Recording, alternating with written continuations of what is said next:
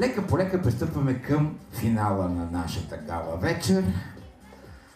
Сега ще искам да поканя госпожа Григория Иванова, нашият директор в момента на ЦПЛР ОДК град Варна, която ще връчи една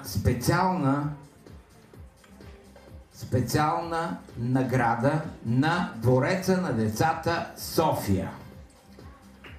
Така, а тя е за вокална група по ноти град Търговище.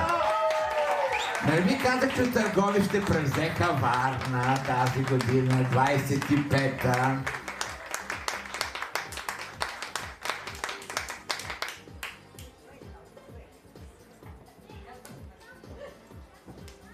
И за госпожата, ето, и на госпожата. Служете и вие на госпожата.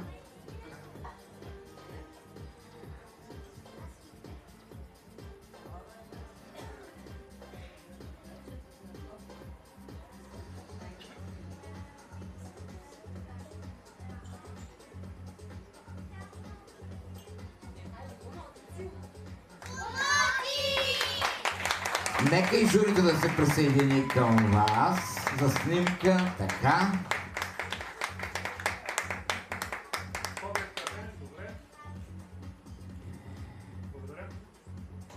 Благодаря ви. И така...